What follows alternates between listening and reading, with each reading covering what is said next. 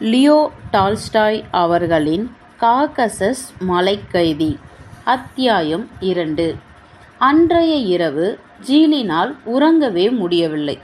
இரவுகள் குறுகியதாக உள்ள காலமாதலால் பகல் வெளிச்சம் சுவரிலிருந்து ஒரு குறுகிய பிளவின் வழியாக தென்பட்டது.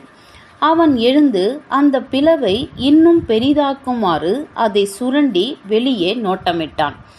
அந்த துளையின் வழியே அடிவாரத்துக்குச் செல்லும் ஒரு பாதையை அவன் கண்டான். வலது பக்கம் ஒரு தார்த்தரிய குடிசை அதனருகே இருந்தது. அதன் வாயிலில் ஒரு கருப்பு நாய் படுத்திருந்தது. ஒரு வெள்ளாடும் குட்டிகளும் வாள்களை ஆட்டிய வண்ணம் ஓடியாடி கொண்டிருந்தன. பளிச்சென்ற நிறத்தில் நீளமான தொளதொளவென்ற சட்டையையும் அதன் அடியிலிருந்து தென்பட்ட ட்ரௌசரும் உயரமான பூட்ஸ்களையும் அணிந்திருந்த ஓர் இளைய தார்த்தரிய பெண்ணையும் அவன் கண்டான். அவள் தலை மீது ஒரு கோட்டை கவிழ்த்து கொண்டு அதன் மீது ஒரு நீர் நிரம்பிய பாத்திரத்தை எடுத்துக்கொண்டு சென்றாள்.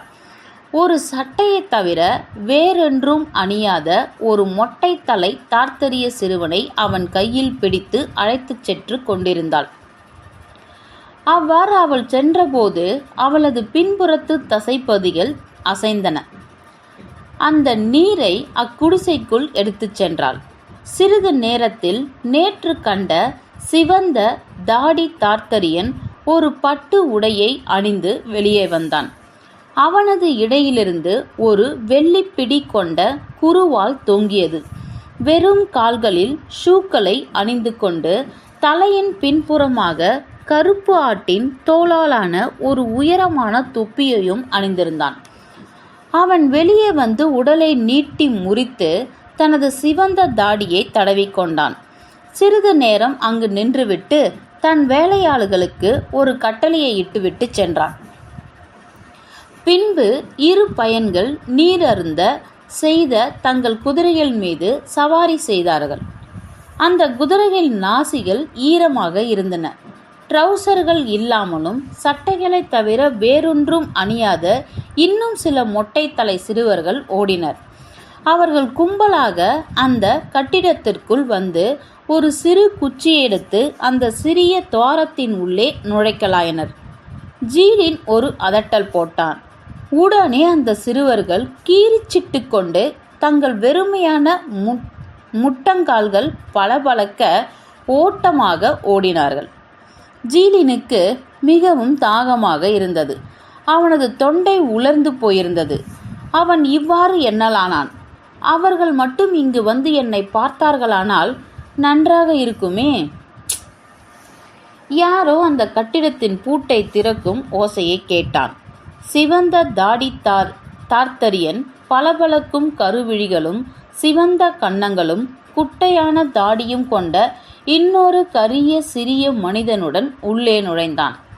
அந்த இன்னொரு மனிதன் எப்பொழுதும் சிரித்த முகத்தனுடையவனாக விளங்கினான்.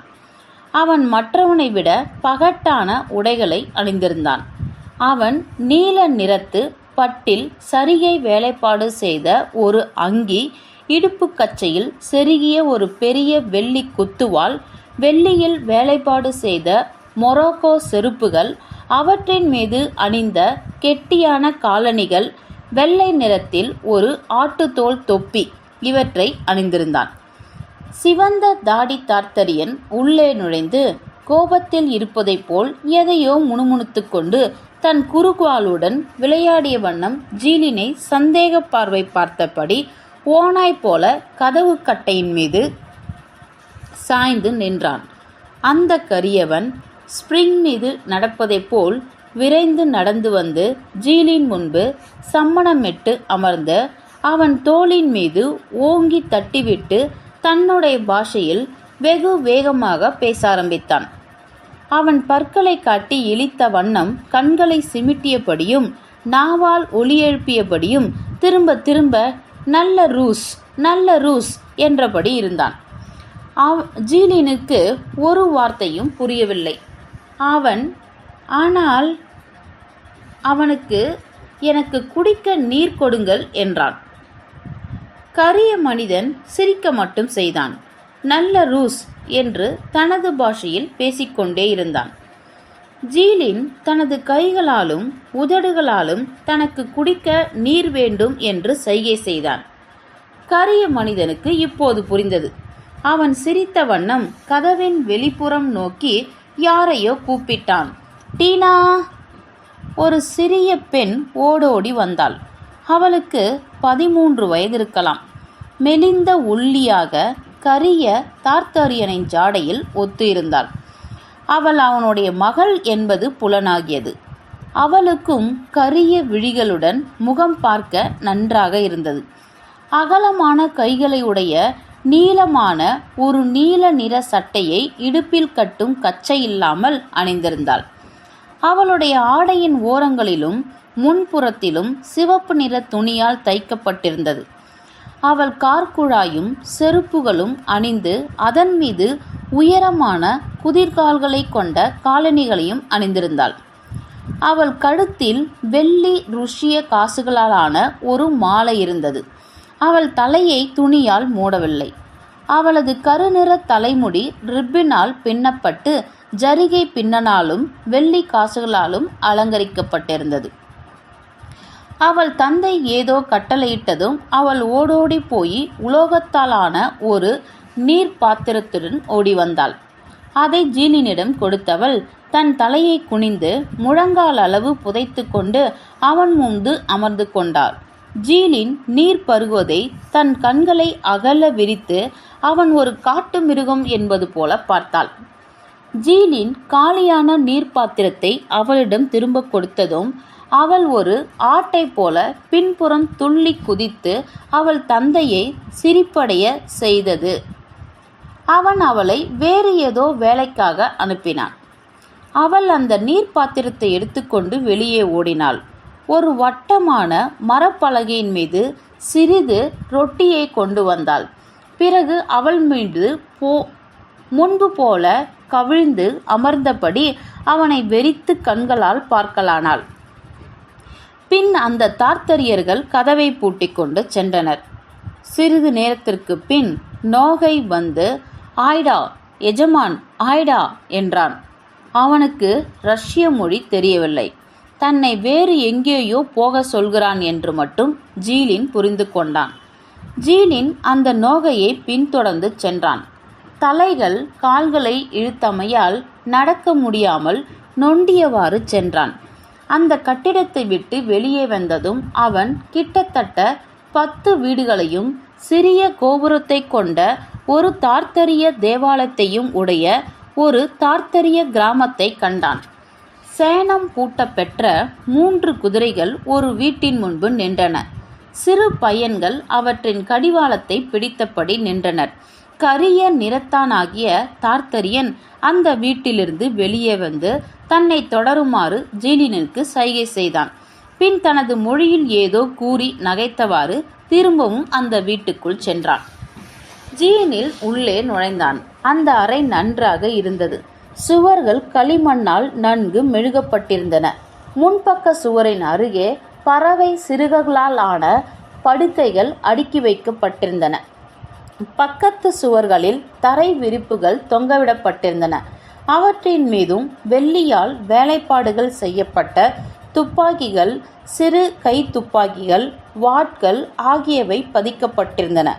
ஒரு சுவரின் அருகே மண்தரையில் பதிக்கப்பட்ட ஒரு அடுப்பிருந்தது. தானிய போரடிக்கும் கலம் போல தரையே சுத்தமாக இருந்தது. ஒரு மூலையில் இருந்த பெரிய இடத்தில் தடிமனான கம்பளி விரிக்கப்பட்டு அதன் மீது ஜமக்காலங்களும் அவற்றின் மீது மெத்தைகளின் மீதும் மிருதுவான இறகுகளால் நிரப்பப்பட்ட மெத்தைகளும் இருந்தன. அந்த மெத்தைகளின் மீது 5 தார்த்தரியர்கள் அமர்ந்திருந்தனர். கரிய நிறத்தவன், சிவப்பு தலையன், மேலும் 3 விருந்தினர்கள் அவர்கள் வீட்டினுள் அணியும் காலணிகளை அணிந்து பின்னால் உள்ள திண்டுகளில் சாய்ந்து கொண்டிருந்தனர்.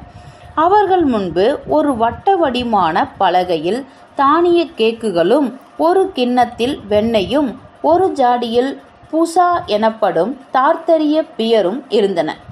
அவர்கள் அந்த கேக்குகளையும் வெண்ணெயையும் கைகளால் எடுத்து தின்றனர்.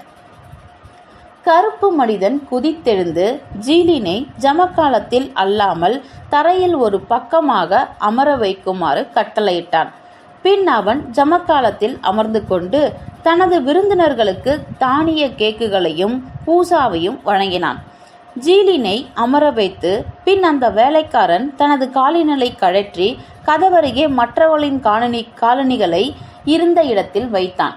கம்பள விரிப்பில் தன் எஜமானர்களின் பக்கத்தில் அமர்ந்து கொண்டு அவர்கள் உண்பதை பார்த்த வண்ணம் தன் உதடுகளை சப்புக்குட்டி கொண்டிருந்தான். தார்த்தரியர்கள் தமக்கு வேண்டிய மட்டும் உண்டனர்.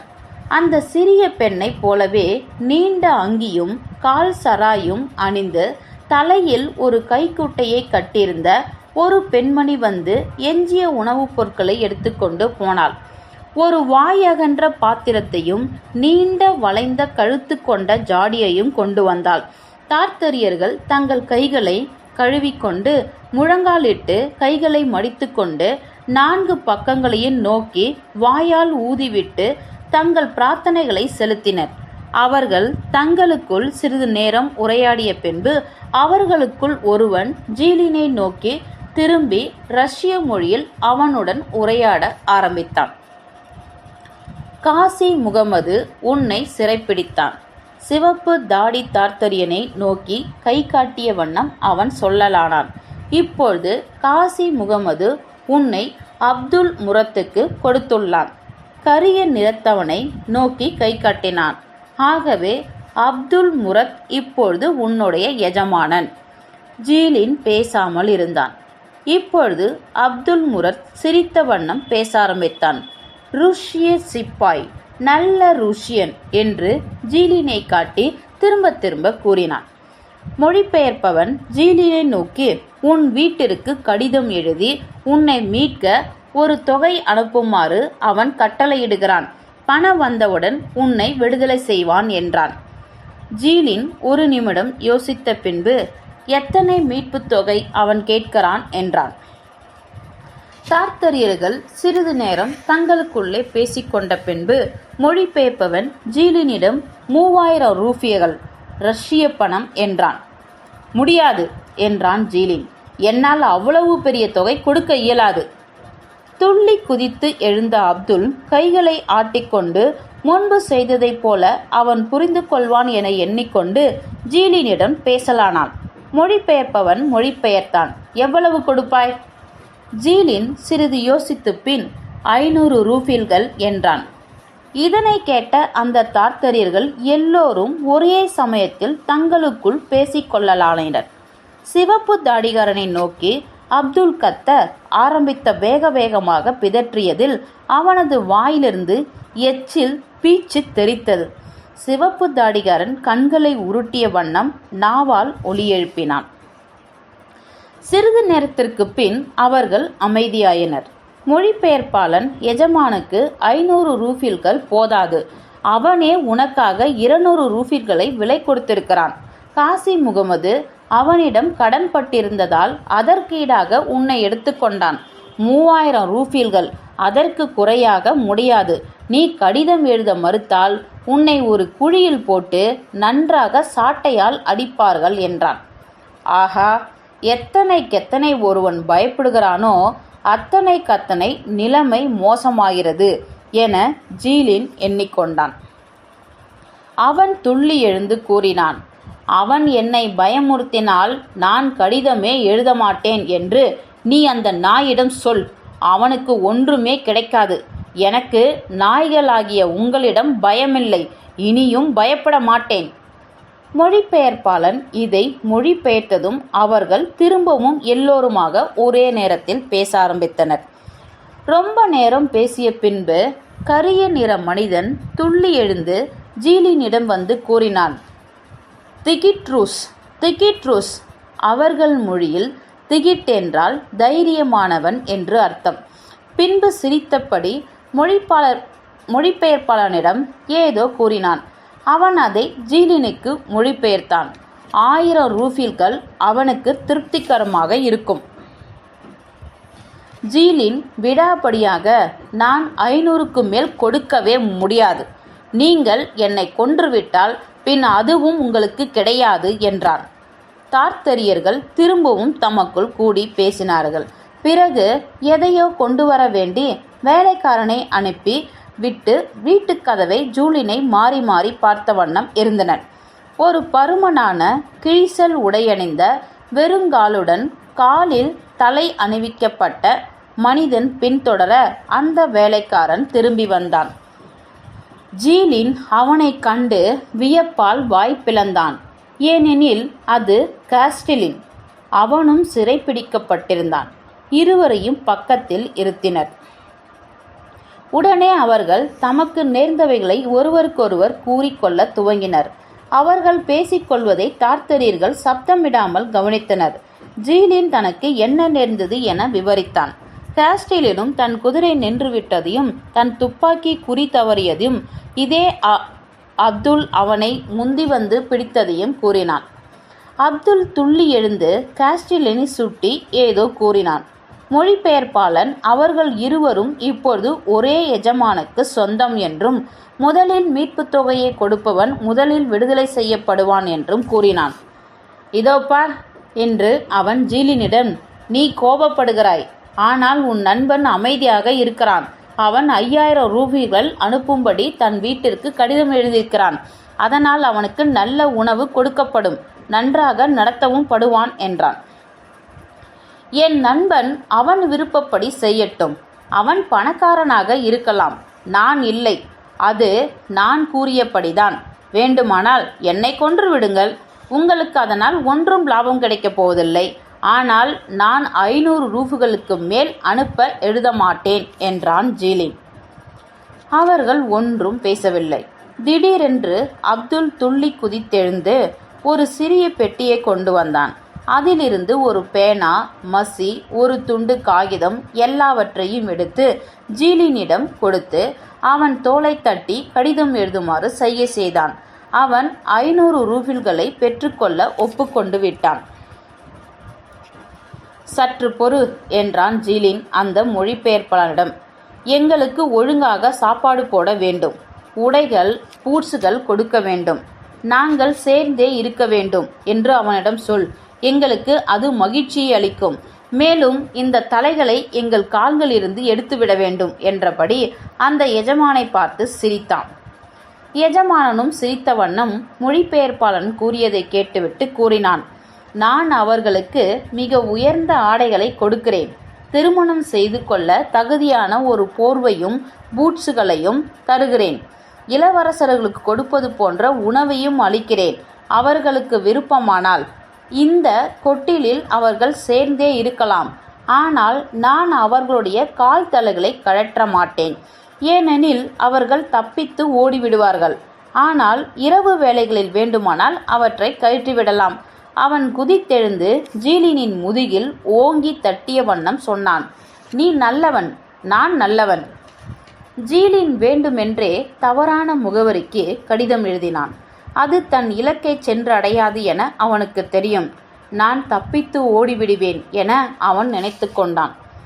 ஜீலினும் காஸ்டிலினும் கொட்டிலுக்கு திரும்ப அழைத்துச் செல்லப்பட்டு அவர்களுக்கு சிறிய சோளப்புல், ஒரு பாத்திரத்தில் நீர், சிறிது ரொட்டி, 2 பழைய மேலங்கிகள், மேலும் தேய்ந்து பழையதான சில இராணுவ பூட்ஸுகள், நிச்சயமாக இவை இறந்து போன ரஷ்ய வீரர்களின் சடலங்களிலிருந்து எடுக்கப்பட்டவை ஆகும், கொடுக்கப்பட்டன. இரவு வேளைகளில் அவர்கள் கால்களிலிருந்து விலங்குகள் எடுக்கப்பட்டு அவர்கள் கொட்டிலில் பூட்டி வைக்கப்பட்டனர்.